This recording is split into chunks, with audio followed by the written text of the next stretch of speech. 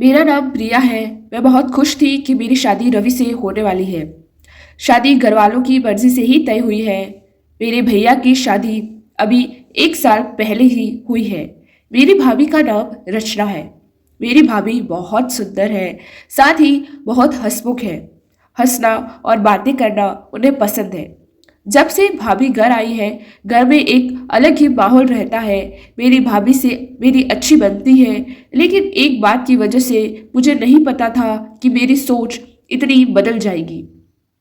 एक दिन रवि जब घर आया था, तब मैं, भाभी और रवि साथ में एक कमरे में थे। हम लोग बैठे ऐसे ही बातें कर रहे थे, जैसे कि मैंने पहले ही बताया था कि मेरी भाभी बहुत ज़्यादा बातें और मजाक करती है। ऐसे ही बातों बातों में उन्होंने रवि से कह दिया कि आपने भी क्या देखकर इसे पसंद कर लिया।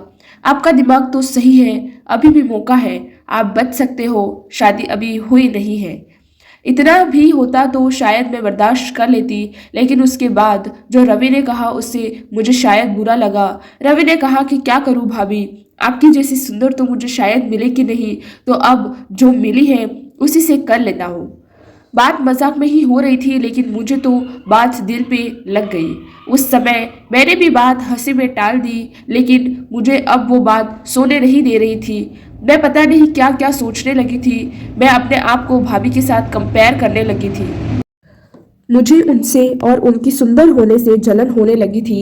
एक छोटी सी बात मेरे अंदर कहाँ बदलाव ला सकती है, मैंने सोचा नहीं था।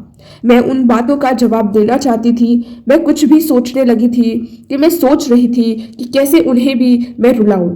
शादी की तैयारियों के साथ मेरा दिमाग भी कहीं और ही चलने लगा। एक दिन भाभी शॉपिंग करने मम्मी के साथ बाहर गई थी। घर में भैया थे। मैंने सोचा था कि मैं भैया को कुछ ऐसा कहूं जिससे इन दोनों के बीच में झगड़ा हो, थोड़ी कहा सुनी हो, भाभी थोड़ी परेशान हो। उस समय मैं बस इतना चाहती थी, लेकिन मुझे पता नहीं था कि मेरी उस बात से उन दोनों की जिंदगी में जहर घुल जाएगा। भैया भाभी को फोन लगाकर पूछ रहे थे कि कब तक आओगी। भाभी ने कहा बस आ ही रही हूँ।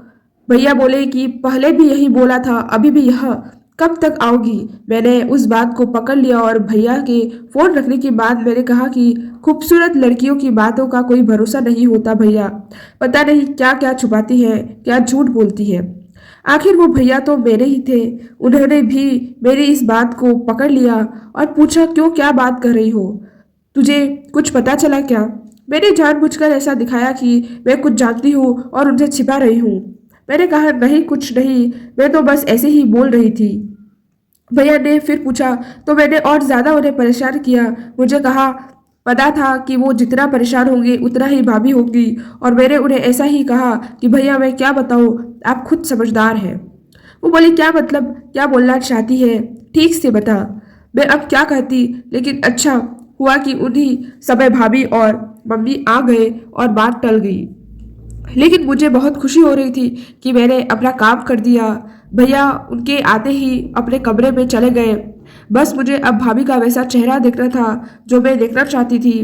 भाभी करीब 1 घंटे बाद जब कमरे से निकली तो उनका चेहरा बयान कर रहा था कि मैंने जो बोला है उसका असर हो रहा है। भैया का मुंह उतरा हुआ था। उस दिन से भाभी का बोलना और हंसना कम हो गया। भाभी का मुंह उतरा रहता था। मैं पता नहीं कैसे इतनी कठोर हो गई थी कि उनके आंसू से मुझे खुशी मिल रही थी।